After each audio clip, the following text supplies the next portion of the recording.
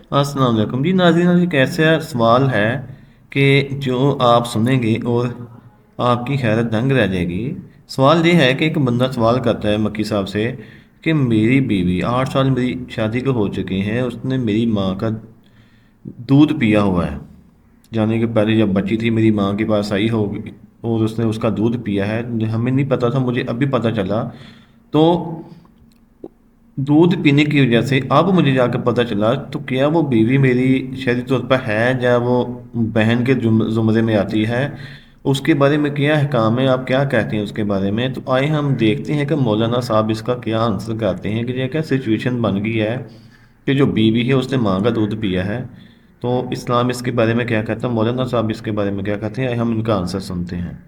میری بیوی نے میری ماں سے دودھ پیا تھا، 8 سال بعد ہمیں پتہ چلا ہے۔ بالکل آپ کے لیے حرام ہے۔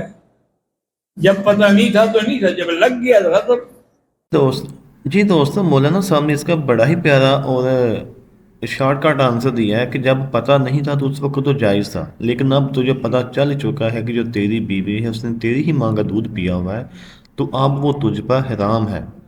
اب وہ تیری بیوی نہیں رہی، تم اس کو بیوی کے زمرے میں نہیں رکھ سکتا، تو اس کو چھوڑ سکتے ہو یا اس کو طلاق دے کر نئی شادی کر سکتے ہو، تو یہ تمہارے لیے جائز نہیں ہے۔ تو ایسے مزید مسائل دیکھنے کے لیے، سننے کے لیے ہمارے چینل کو سبسکرائب کریں۔